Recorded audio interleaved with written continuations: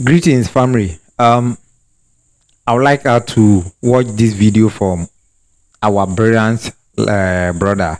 You see, he is one of the Pan-Africanists when it comes to African matter.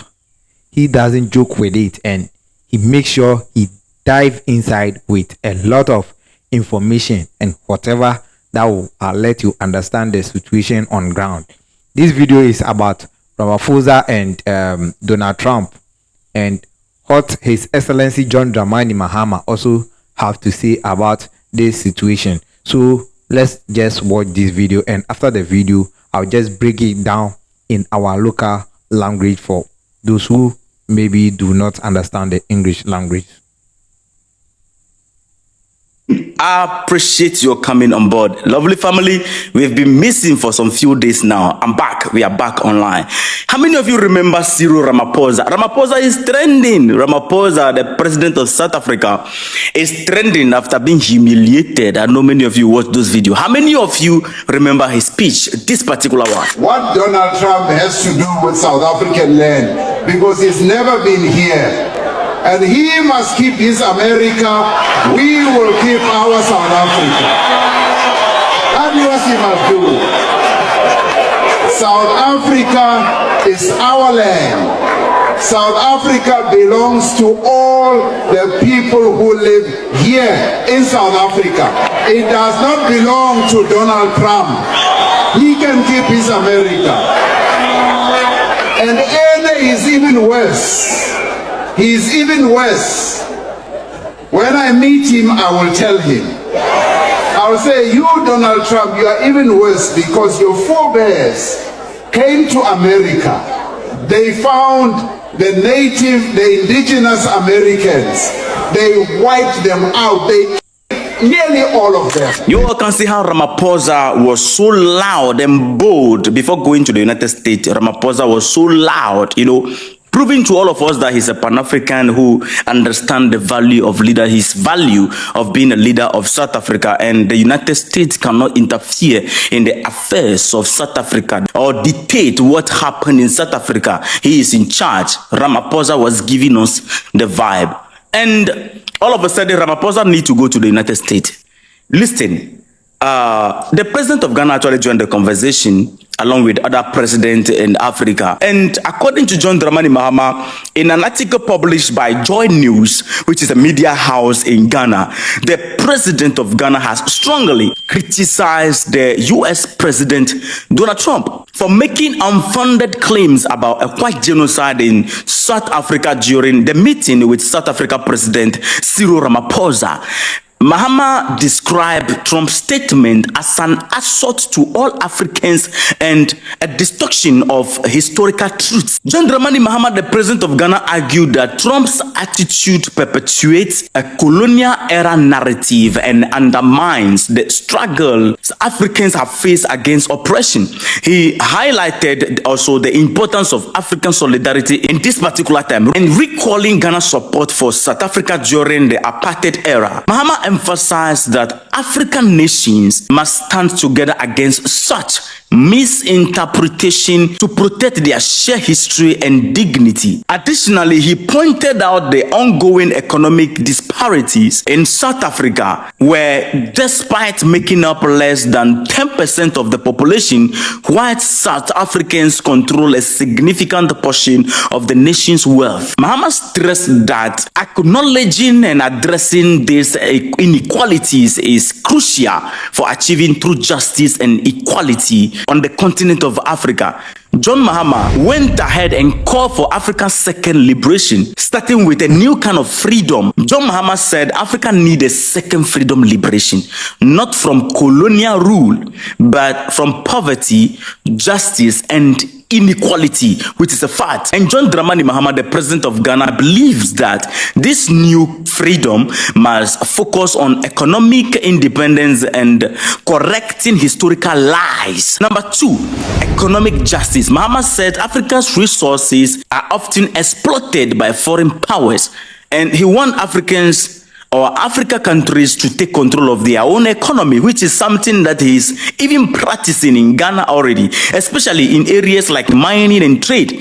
Local people, according to John Dramani Mahama, should benefit from their land and natural resources and natural wealth. And he's taking that step, which happened recently. Number 3, Mahama pointed out the telling of African true story. He argued or urged that Africans' history has been told by outsiders in a way that distorts the truth. He called for Africans to reclaim our stories and teach the world about our real heroes, culture, and struggles. He went on and concluded by saying that African leaders must be brave, honest, and united. He encouraged also the youth, which I'm part of, to take charge and help build a better future for the continent through education, activism, and innovation.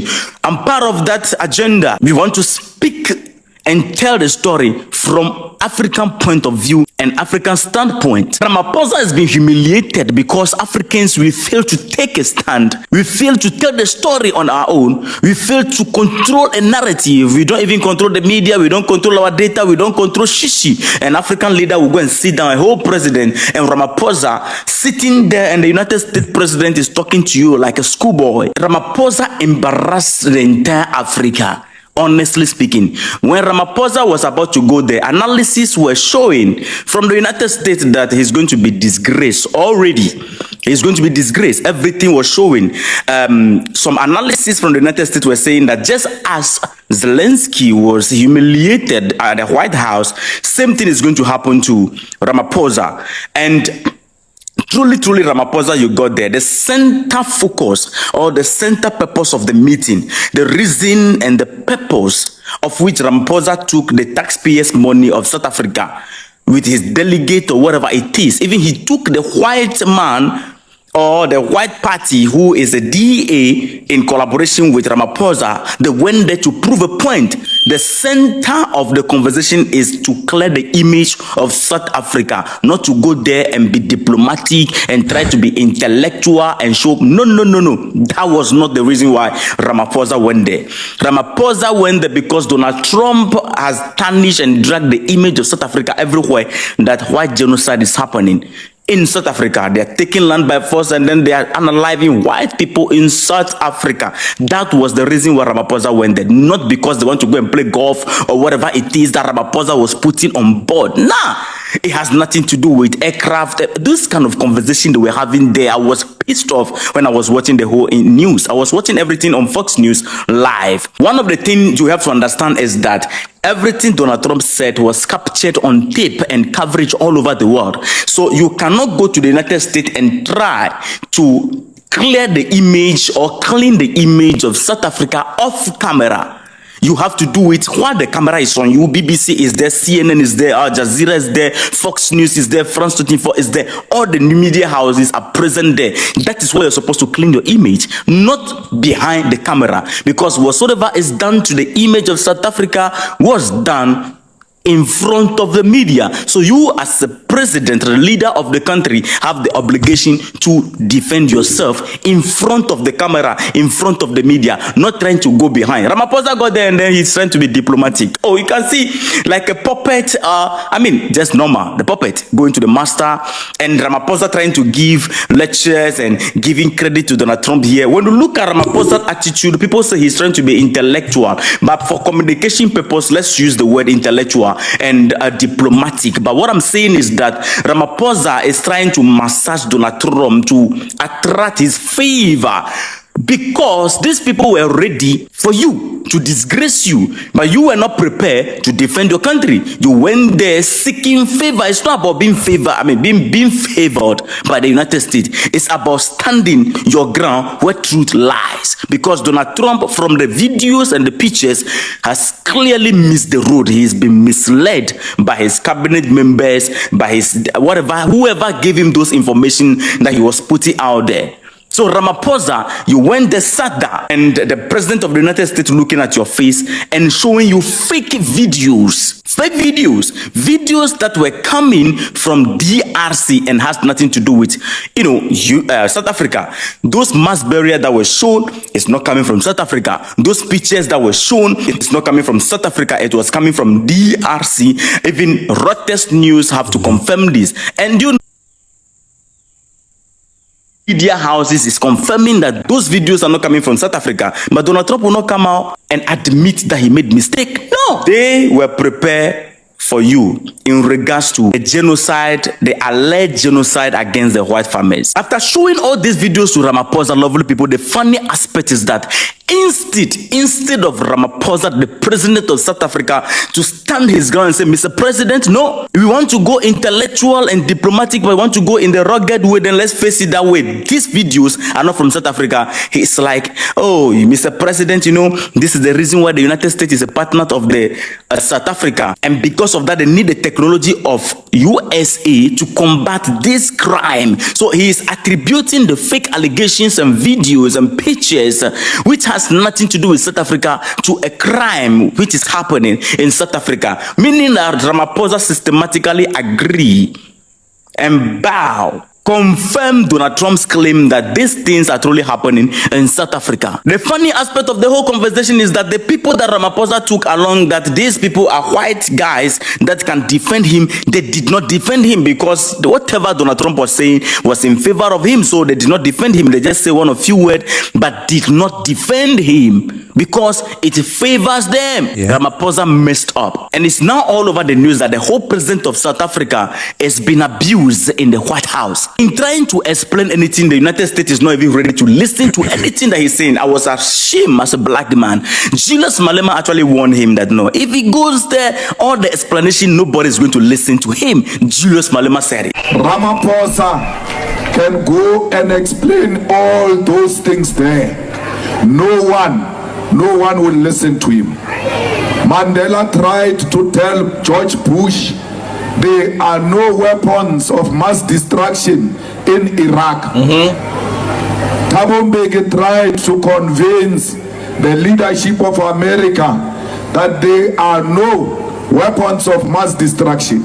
South Africa even released special envoys to Iraq to go and check those weapons of mass destruction.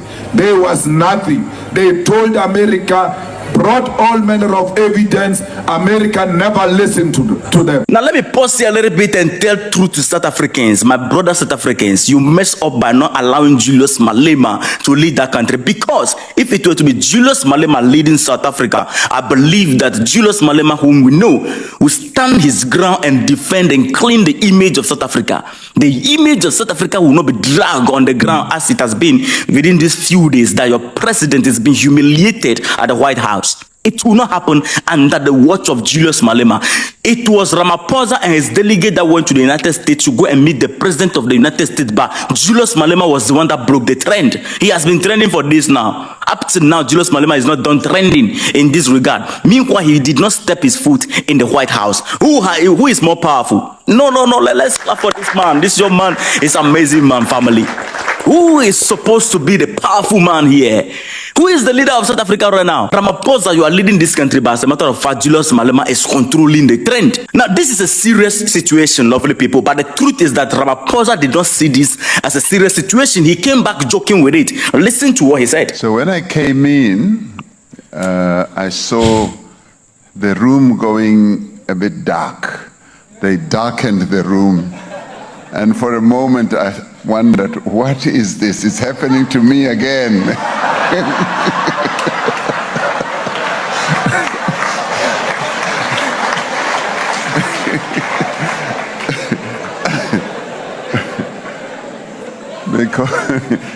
because at that moment, we were seated very nicely,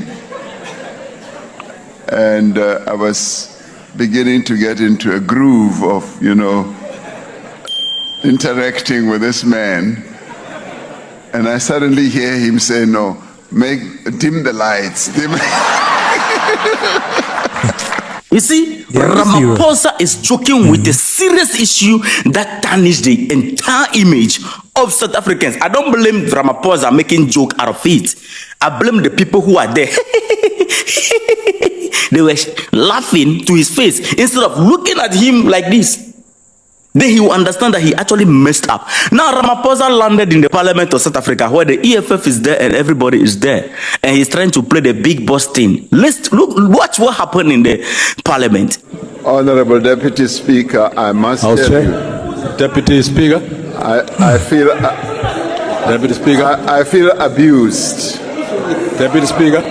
I really do feel Honourable members. Can you please You didn't feel like that Honourable when members, Trump was Honourable abusing you in the Matias, White eh? House. Why didn't Honourable you feel Matias, abused eh? in the White House? Because You're abused by your I'm own here- colleagues in South Africa. I'm here to Honourable answer Abused you in members. the White House. You come to call abuse here. It's wrong what you're doing, President. Honourable President, You were my abused with apologies, but, disinformation there's in the a White House. You intention accuse to us of disrupt abuse. proceedings. Exactly. The EFF is not joking. You were abused in the White House. You could not stand up and say, look, I feel abused. I feel humiliated. You could not make that stand, Ramaphosa. You could not. You went to the... You know, this is the issue. Which is any African leaders, whenever they go out there, they are like school children that are facing their teachers. But when they come back here, they want to show themselves as something so big and powerful. It is a shame to the entire Africa what Ramaphosa went through at the White House. It is an insult, just as John Dramani Mahama said, to all Africans' family.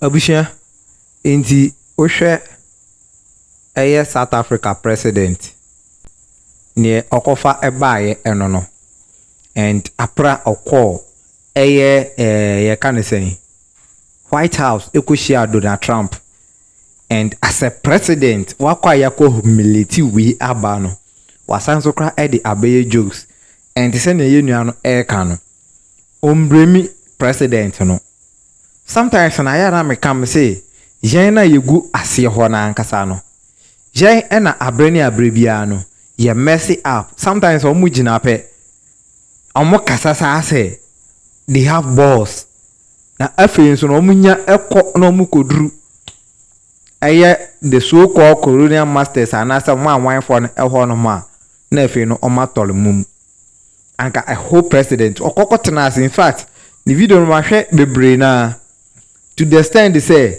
ye bisa no about white genocides and I say white for a loss of my life no then your catcher money say and your white na even crown the brass no crown no a more meaning say the white life no crown it matters a lot but the brass no there and no there here I don't know this your brother we official survivor in fact me pronounce more and or the type of the person even the content or no kind of man me go ahead say bro you can always use my content but when it comes to John Dramani Mahama issues are sometimes I am not dream because John Dramani Mahama na say his excellency John Dramani Mahama niema a ban the good year some ni adi ni okan e ya no keke no kan te se ne na Ramaphosa ejina ho no na okasa ya abi yehu implementation bi a odi abamu and the same way and even garamse ho sansami me no kasa garamse eguso a ekoso a me ye ho video edi ato odi asampa tv a okona akwhwe ranko bra krasa ne SI na are ho keke abusha masra say abi a unya subscribe to channel na ba subscribe no a share no a like it afi mami hu adwenkyere e wo comment section no ase wonum afi say ope edro bi eye mema dru ana say diabetes hepatitis B asthma ni obeya nso obefa number no 0543304976 ana so outside the country so +23 +23354330496 ano ne number no both WhatsApp and normal call ni na eye adwuma makral